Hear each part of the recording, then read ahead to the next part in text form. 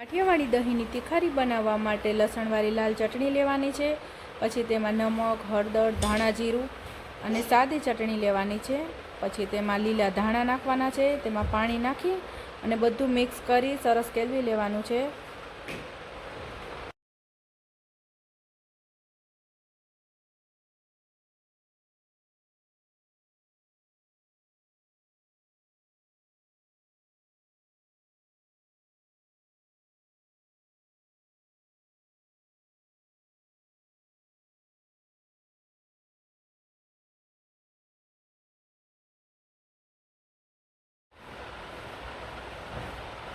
પછી વઘાર કરવા માટે 2 પાવરા તેલ લેવાનું છે।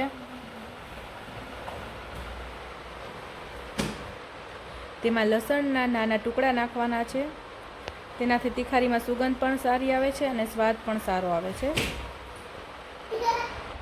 લસણની કળી નાખી તેમાં થોડી પીળી થાય લસણની કળી પછી તેમાં લીમડો નાખવાનો છે અને હિંગ નાખી અને જે ચટણી બનાવેલી છે તે ચટણી તેમાં એડ કરી દેવાની છે।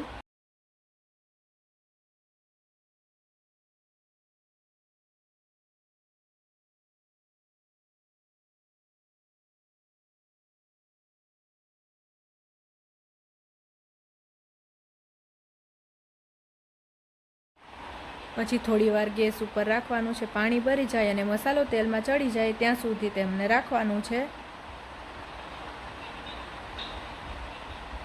પછી ગેસ છે એ પહેલાં ધીમો કરંટ સાવ બંધ કરી થોડીવાર આ રીતે ધીમું રાખી ને પછી હલાવવાનું છે એટલે પાણી ભરી જશે। પછી ગેસ બંધ કરી અને તેમાં દહીં નાખી દેવાનું છે।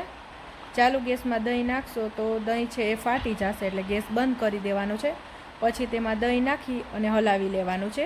દહીં તાજું નાખવાનું છે। પછી બધું થોડું હલાવી ને તેમાં ધાણા નાખી દેવાના। જો તમને મારા દહીંની રેસીપી ગમી હોય કાઠિયાવાડી તો મારી ચેનલને સબસ્ક્રાઈબ કરજો।